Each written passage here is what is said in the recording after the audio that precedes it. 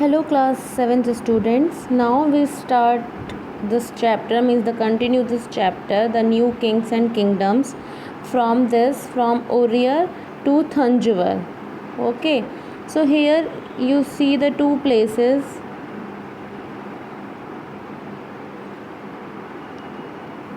So we are here talking about this area. Okay, so here the Chola Empire is here. So we are talking about that.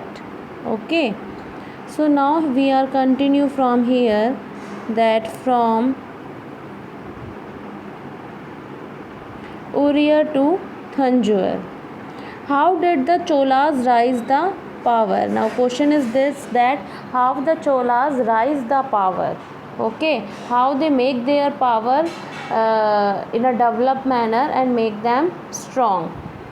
So what is here, that a minor chiefly family known as Mutriyar, okay, what is known as Mutriyar, held power in the Kaveri delta. So they had power in the Kaveri delta. Now they were subordinate to the Pallav kings. So this Mutriyar are subordinate of the Pallava kings, okay, under the Pallava kings of Kanchipuram. Okay, now Vijayale, who belongs to the ancient chiefly family of the Cholas from Orier. Okay, Vijayale belong from Chola family from Orier. Captured the delta from the Mutriyars. So they control the delta from the Mutriyars, taken away the delta from the Mutriyars. Now what is a delta? Delta is a place, suppose rivers are coming from here, there. So here when you reach to the place where they get it by the different stones. So these have the several branches here, and after that the river fall into the Bay of Bengal. Okay, means in the ocean. So what is that? That delta is that place where all the streams of the river meet, or we can say that they can meet at a one place at a particular line, but they also after that divided into various distributaries. Okay, so it is called the delta. Now so they capture the delta from the Mutriyar in the middle of the 9th century. Now he built the town of Thanjavur. Okay, so who the Cholas from Orier that built the town of the Thanjavur. Okay, and a temple for goddess Nishumbashuddini there. Okay, so that temple and that town developed. The successors of Vijayale conquered neighboring regions. Now the successors of the Vijayale conquered control neighboring regions and kingdoms, grew in size and power. So they control other kingdoms and they increase the sizes. Now the Pandyan and the Pallava territories to the south and north were made part of this kingdom. Okay, so now what happened, that the Pandya and Pallava territories to the south, okay, south and north were made part of this kingdom. Okay, so that made part of this kingdom. Now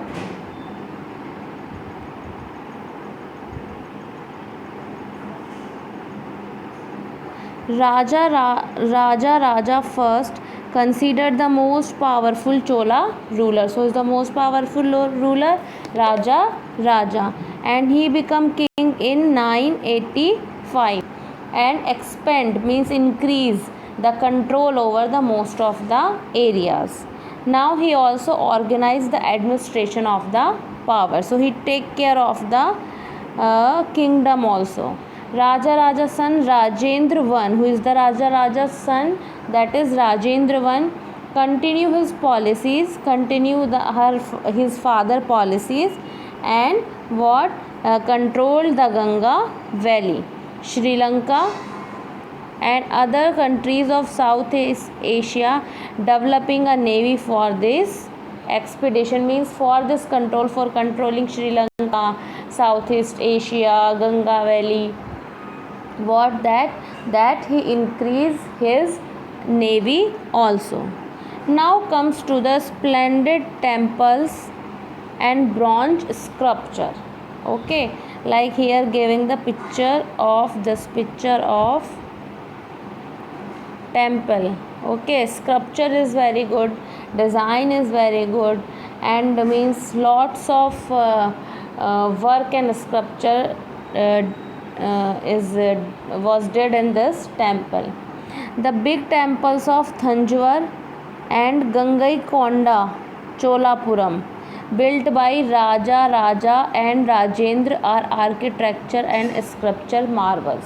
So two temples, Thanjavur, Gangaikonda Cholapuram, built by whom? Built by Raja and Rajendra, and that was a good example of the architecture and sculpture marvels. Now Chola temples become the nucleus. Nucleus means the center of settlements which grew around them. So people are living around the temples. Means temple are in the center, and then the houses are like this. Okay, houses are like this. So temples were endowed with land by rulers as well as by others. The produce of this land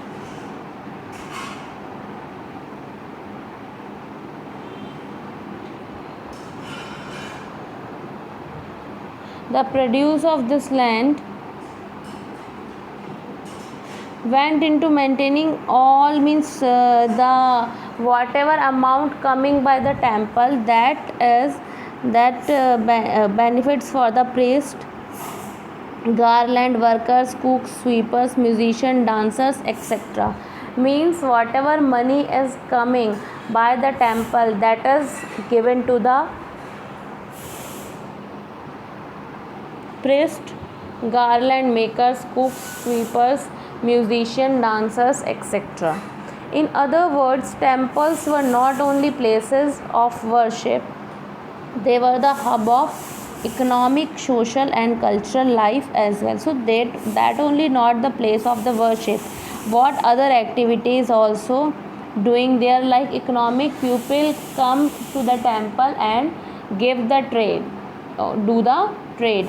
Social and cultural life, as we are meeting to each other, celebrating the occasions, festivals, different worship practices. So this is the hub, means that this is the center of the economic, social and cultural life. Amongst the crafts associated with temples, the making of bronze images was the most distinctive. Means the bronze images is a different feature, different element is seen among the temples. Chola bronze image are considered amongst the finest in the world. Okay, finest in the world. While most images were of deities, sometimes images were made of devotees as well. Okay, so who are doing the worship, that image is also made by the temple owners. Now agriculture and irrigation. Okay, how do people do the agriculture and what about the irrigation? Many of the achievements of the Cholas were made possible through new developments in agriculture. Look at the map to again notice the river Kaveri delta. Okay, so here suppose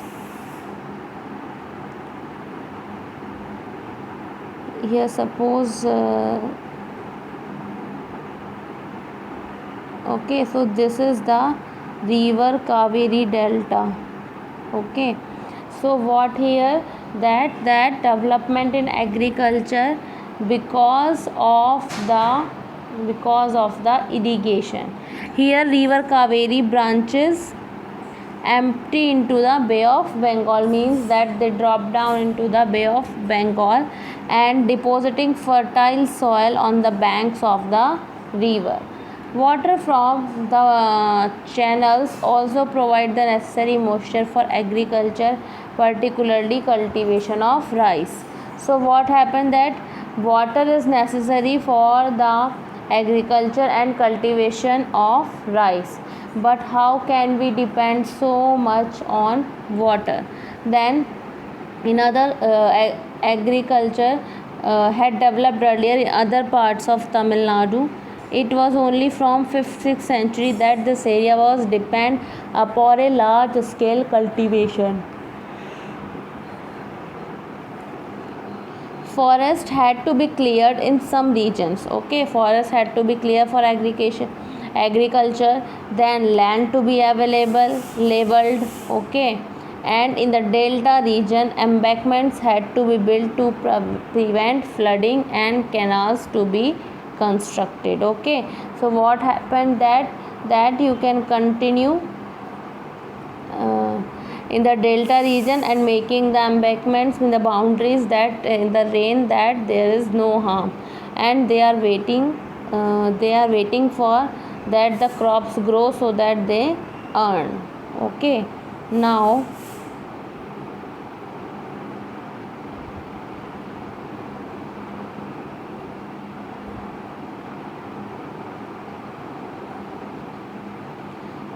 and the channels carry water to the fields. Canals carry water to the fields. In many areas 2 crops were grown in a year. Now in many cases it was necessary to water crops artificially. A variety of methods were used for irrigation. Some areas have the well and some areas have rainwater.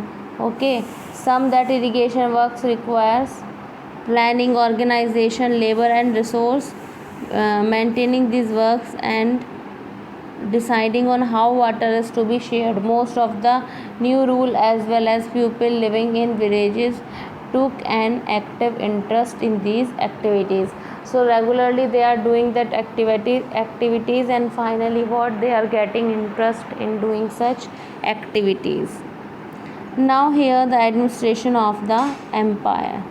The administration, how the administration organized, means the question mark is there, that how they organize the administration of the empire.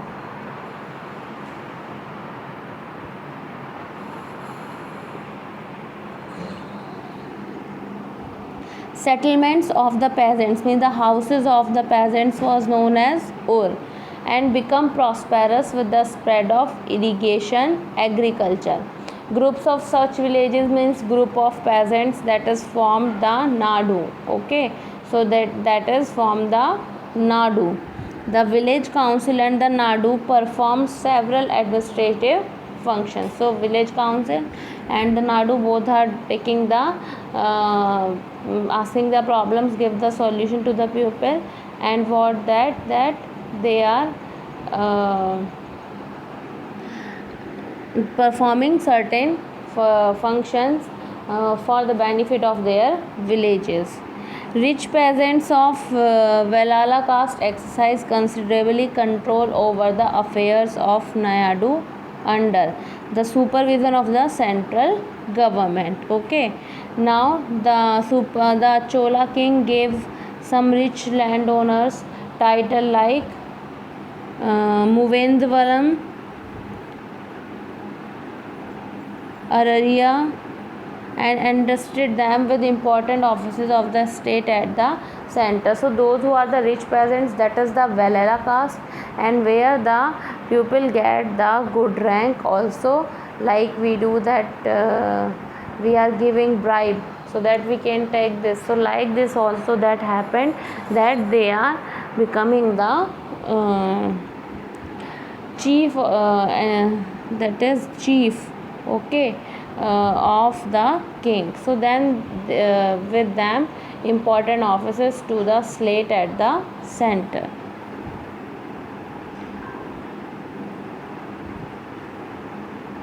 Now here the types of land. Okay, you can read it that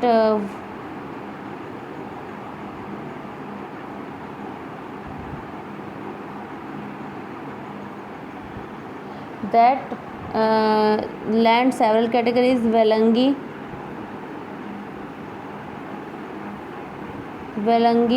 Brahmadev, Shalabhoga, Devdana, and Pali Chachandam. Okay, so read that what taxes for about VAT. Now we have seen Brahmins often received land grants. Okay, now also we see that the Brahmins are taking the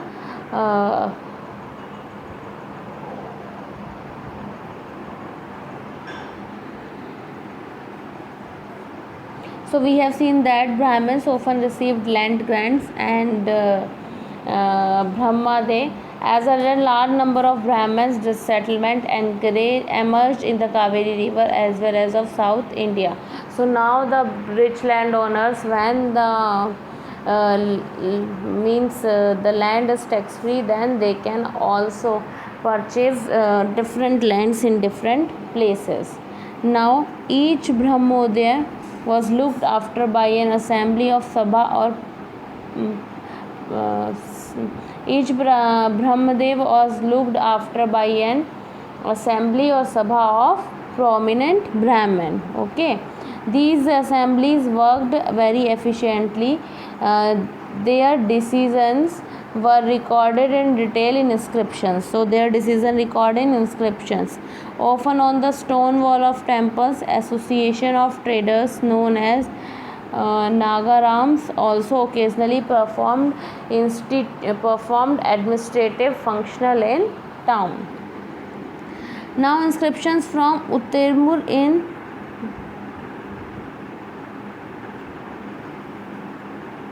Chingput district, Tamil Nadu, provide details of the way in which separate communities to look after irrigation work. So they made the separate companies for the irrigation work. Then gardens, temples, etc. name of them eligible to be members of these committees were written on small tickets of palm leaf. These tickets were put into an earthenware pot, from which a young boy was asked to take out of the tickets one by one for each committee. So this is the chapter in which at last with the irrigation work, people easily growing the food, and now the gardens and temples remain closed till 30. So what happened that here the Sabha had separated committees to look after the irrigation work. So they are looking after the irrigation work. Okay, and that garden, temples look after that also, and that those who are eligible, means that the good members of the committee, then they return the tickets on the palm leaf. Okay, and these tickets were put into an earth pot. Okay, then what happened that a young boy asked to take out the ticket one by one for each committee. Like this they are doing the work. Now here some inscription and text given here, you can read it by your own. So today this is also you can able to read. So today we complete this chapter.